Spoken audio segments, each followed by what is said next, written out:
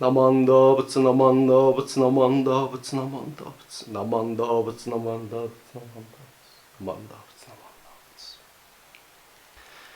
Good morning, everyone. How are you this morning? I hope everyone is doing well. As you all know, due to the COVID-19 concerns, our temple board decided to cancel all services and activities at the temple through April 12th.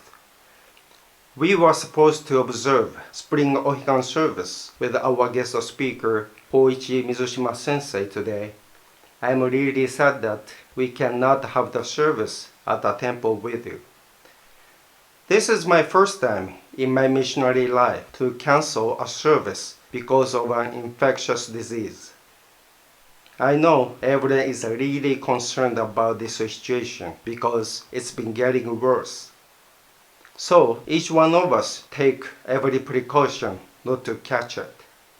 Please wash your hands well and do not to shake hands with others, not even hugs. Just bow or put your hands together to greet with others in the Buddhist way. This is a very stressful period, but I know we can get through it by being calm and mindful.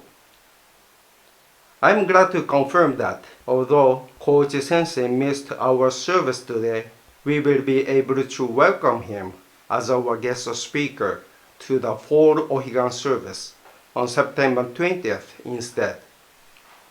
We hope that the flu situation will be better by that time. Anyway, it's really sad that we won't be able to have services at the temple for a while. In the meantime, please take good care of yourselves so that you stay healthy during this very challenging period. Alright, let me ask you a question. There is an animal on the top of the middle incense burner in our hondo. Do you remember what it is? Yes, it is a lion.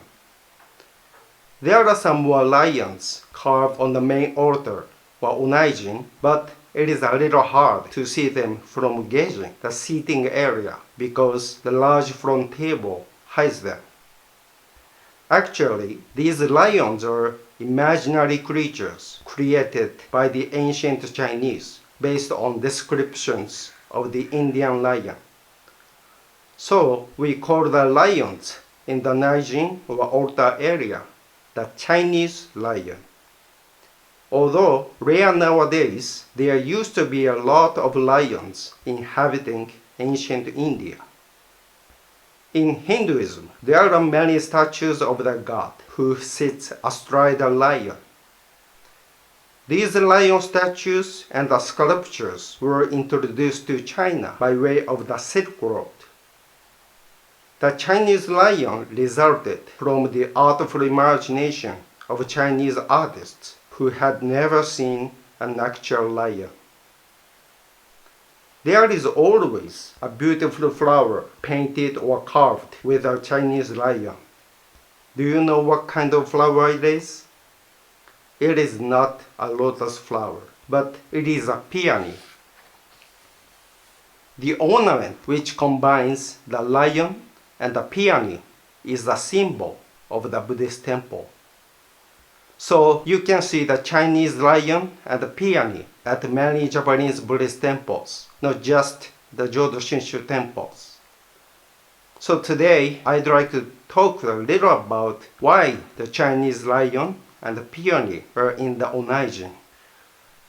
There is an interesting Buddhist tale about the origins of this combination which I'd like to share with you.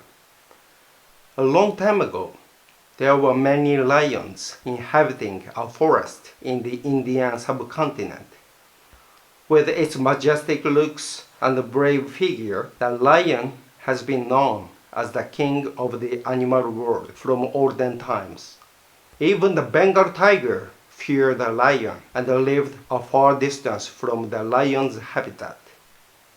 However, invincibility is unlikely in the animal world.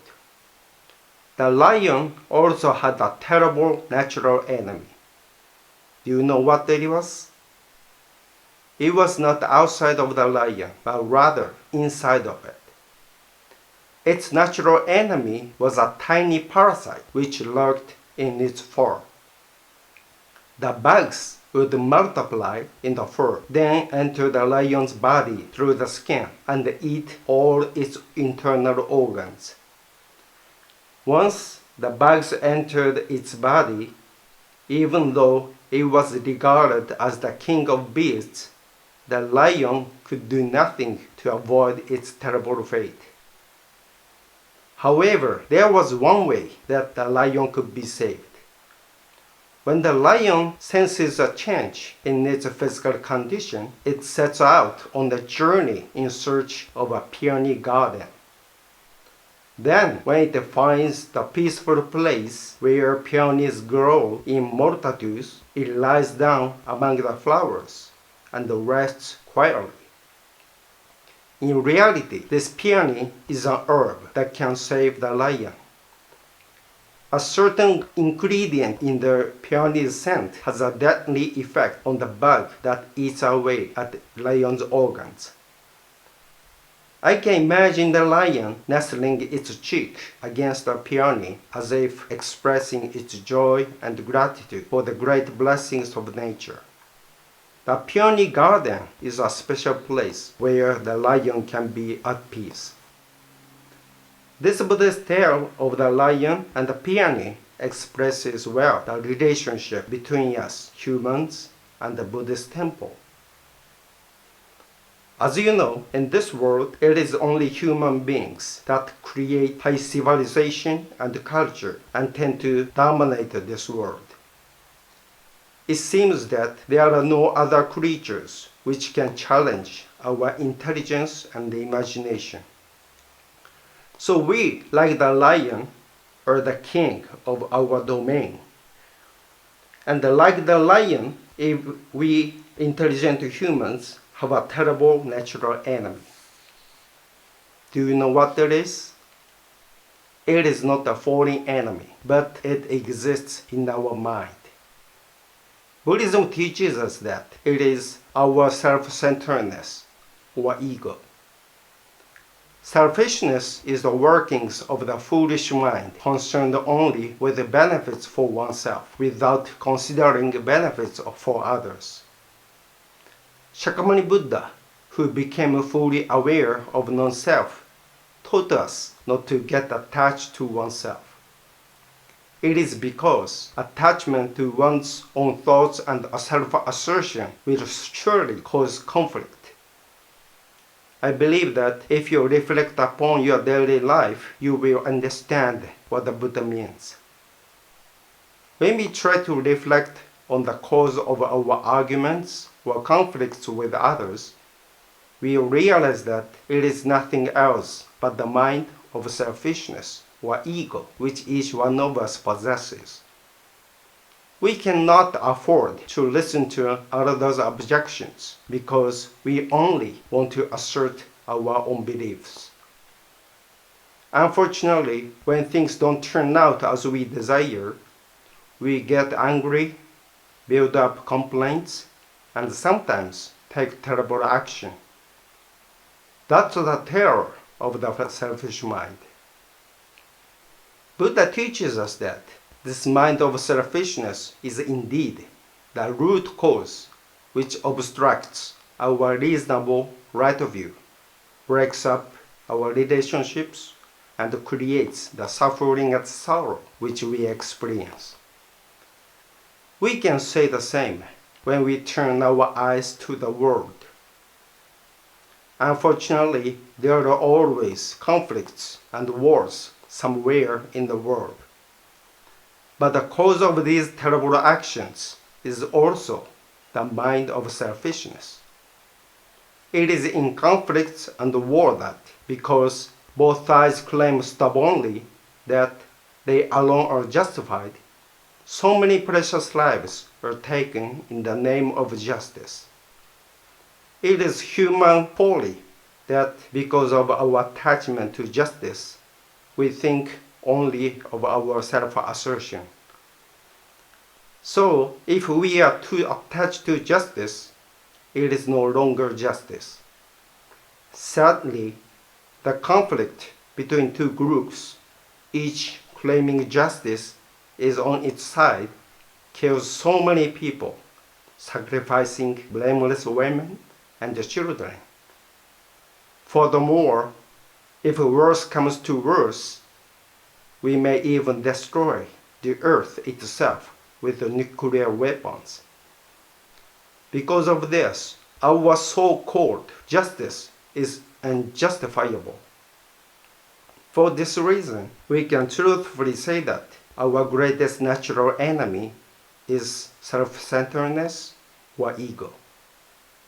That's why there is a need for us to come to the temple so that we may truly listen to the Buddha Dharma or Nebu's teaching, much like the lion sought the help of a garden of peonies. Our temple is a precious place where we can encounter the true light of Amida Buddha's wisdom and compassion. When, through the light of wisdom, we truly realize that we are completely confused by our selfish mind, we'll feel a deep regret for our foolishness, which always blames, criticizes, and judges others. Only then the mind of shame and the self-reproach will begin to grow in our heart. The mind of shame and self-reproach is like a precious medicine which holds back our ego and self-centeredness. Those who deeply awaken to the mind of shame and self-reproach will be able to share the precious world where they see their own faults and shortcomings, apologize to one another, accept one another, respect one another, and then make the life others' life shine. This is how we should live a life as truly human, transcending the mind of selfishness and the ego.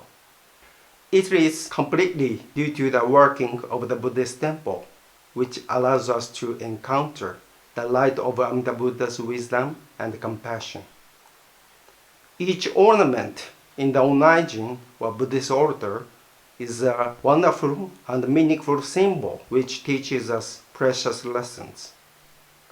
I hope you truly understand that the combination of the Chinese lion and the peony symbolizes the relationship between us humans and the Buddhist temple.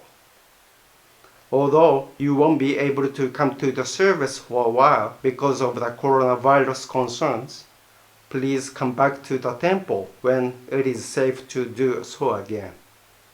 Then, before the image of Amida Buddha, you can appreciate Buddha's wisdom and compassion, which make our minds pure, calm, and at peace, like the lion here in the peony garden. Thank you very much for listening to my Dharma talk this morning. Again, everyone please stay healthy and take good care of yourselves until we are able to return to our familiar temple rituals again. Together, we'll get through this difficult time. Please put your hands together in Gassho.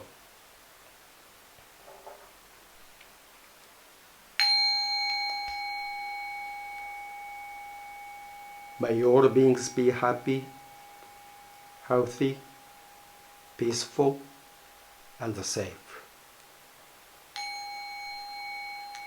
Namo Amida Butsu, Namo Amida Butsu, Namo Amida Butsu.